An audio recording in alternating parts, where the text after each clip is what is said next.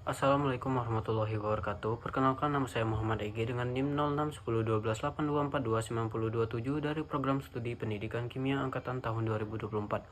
Baik, di sini saya akan menjelaskan pengertian titrasi potensiometri. Adapun titrasi potensiometri adalah metode titrasi yang mengukur perubahan potensial atau tegangan listrik dalam larutan menggunakan elektroda untuk menentukan titik ekivalen dari suatu reaksi titrasi. Tidak seperti titrasi biasanya yang menggunakan indikator warna. Titrasi potensiometri menggunakan alat bantu elektronik seperti pH meter atau potensiometer untuk mendeteksi titik ekivalen secara akurat.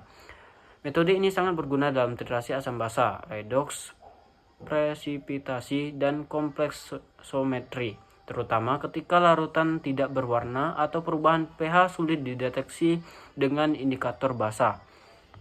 Adapun prinsip kerja titrasi potensiometri ini adalah titrasi ini menggunakan dua elektroda. Yang pertama, elektroda indikator atau merespon perubahan ion dalam larutan, misalnya elektroda pH.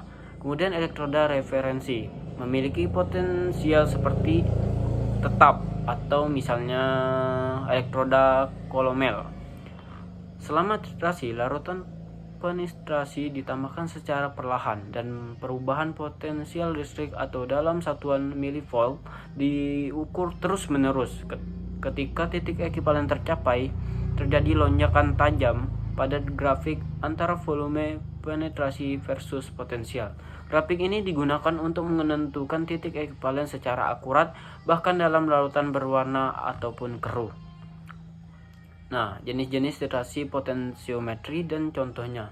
Adapun dalam asam basa, contohnya HCl versus NaOH.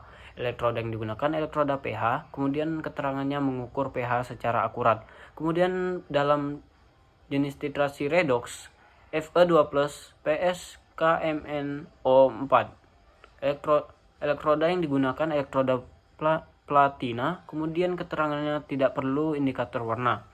Kemudian presipitasi Ag+ versus Cl-, elektroda perak, kemudian keterangannya untuk menganalisis ion halida. Kemudian kompleksometri, contoh reaksinya CH2+ versus EDTA. Elektroda yang digunakan elektroda ion selektif, keterangannya untuk titrasi ion logam. Kemudian contoh penggunaan titrasi biometri dalam kehidupan sehari-hari. Pertama, di laboratorium kimia analitik menentukan kadar logam dalam air atau tanah, menganalisis kadar asam dalam produk farmasi. Kemudian di industri makanan untuk mengukur kadar garam atau Cl- dalam produk makanan menggunakan titrasi.